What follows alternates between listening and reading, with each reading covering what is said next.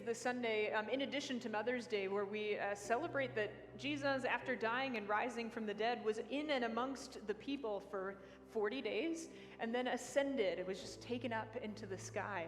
But really, this passage and the one that we celebrate next week with Pentecost are really what we call the beginning of the church. You heard that Jesus is saying, he's opening their mind to hear the scriptures. He's revealing the truth about himself. And then he tells them, you are witnesses to these things. And he promises the Holy Spirit, and they go and they are in the temple praising God. So in our sermon series about wrestling with doubt and finding faith, we wanted to do a question and answer around the question of the church. Because for many people, the church, which is meant to draw people closer to God, all too often pushes people away from God. And so we wanted to take a chance to talk about that today.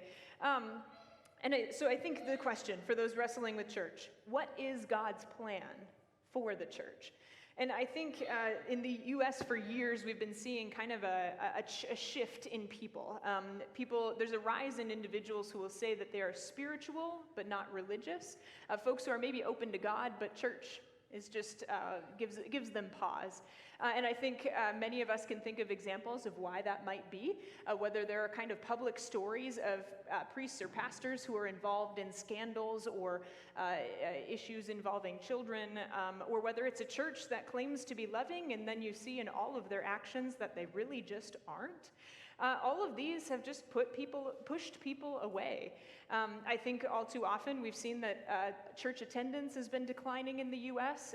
For myself, generation millennial, I think there's like 70% of millennials who aren't interested in church. Maybe spiritual, not religious, but not interested in church. And even thinking about pastor shortage, I think 1 in 5 churches is looking for a pastor because it's just hard to find them. So I think we could dwell endlessly on how we got here, but there are a few things that I would want to say about this. The first would be, if you have felt hurt by a church or by a pastor, please hear me say, I'm sorry. I wish that all churches were perfect. Until the day that Jesus comes back, we just haven't been. So if you have been hurt by a church or by a pastor, I am sorry. The second thing that I would want you to hear me say is that what is God's plan for the church? I think it's the same that it's been forever. God said, you are witnesses of these things, and we are still called to be witnesses to God's love. I think because of our history, either recent that I talked about or even historical, we have to be really intentional about how we do that, because I don't know, the mission of Jesus is more important now than ever, I think, and we need to be intentional as to how we do that. And that might mean that we need to change from time to time, and that means that we might need to discuss hard things from time to time. But I think that call and the commission of Jesus to be the church is more important now than ever. To that end, Pastor Mary, I think we've had a number of specific questions that relate to this congregation. If people have been wondering, they've either gotten emails or letters about PACE. Could you explain more about what is PACE and how does that fit in with church and future?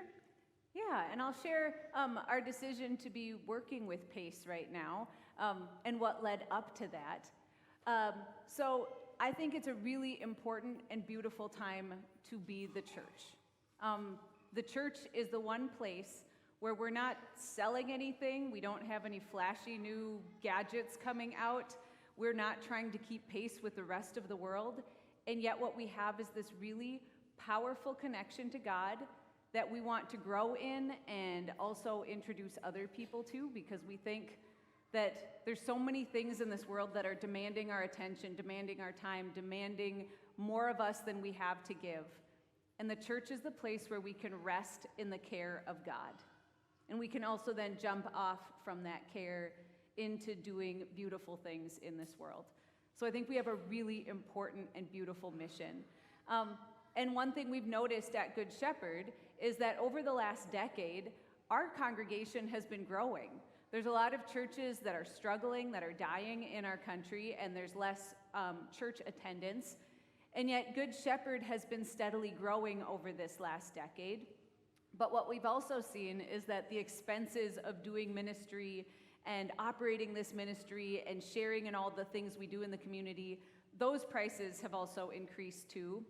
And over the last decade, our church budget has pretty much stayed the same. I mean, it's kind of fluctuated around under $1 million to over $1 million for our operating budget of all the things we do each year. And so we realized as a church staff and church council that we need some extra input and some extra help in figuring out how do we keep reaching out to people, and instead of just stretching dollars more and more and more, how do we actually build up this budget to do this important work of the church? So last fall, our congregation met with a few fundraising groups called PACE. One of them was called PACE, and they rose to the top. And they're a local fundraising group that works with groups in North Dakota and Minnesota. They work with educational groups, nonprofit groups, community groups to help communicate and tell the story and share how people can be more deeply involved in those organizations.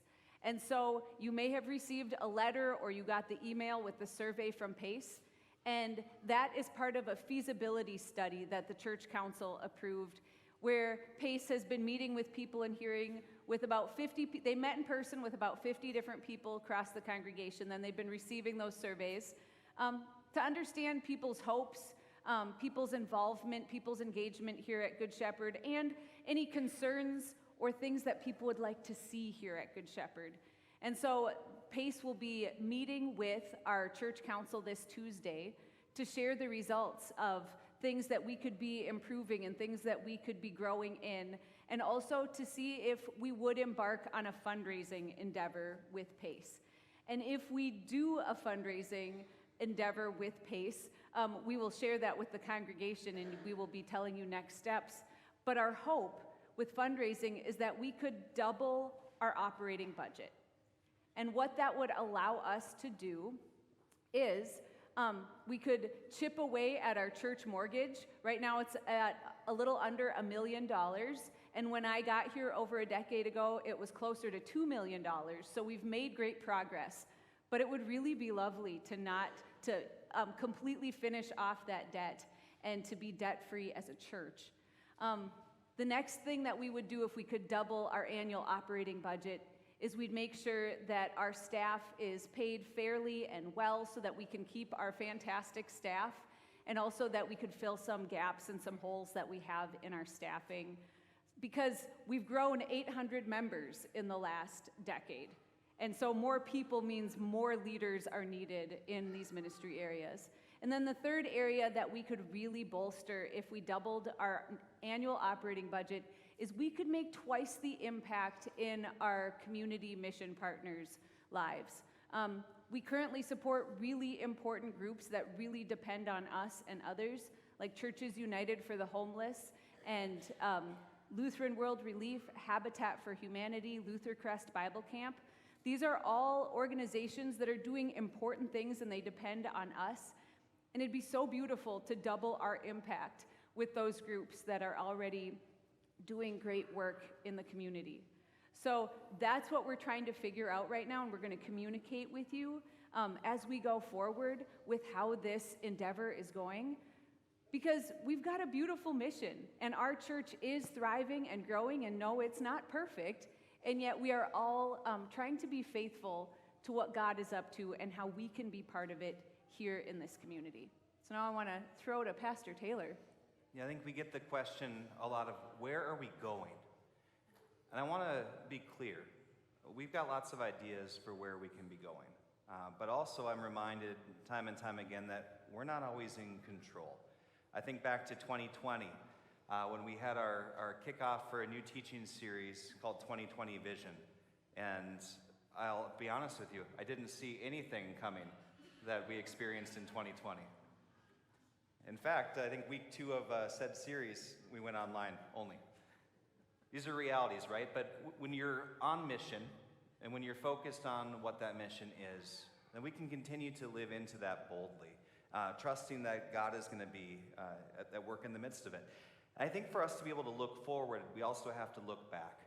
When I think back to 70 plus years ago when Pastor Sanford Sorgen hopped on his bike and cruised around town knocking on doors, inviting them to a Bible study at his house, I bet that there were some other folks around town going, really, do we need another church? We've got plenty of churches in town.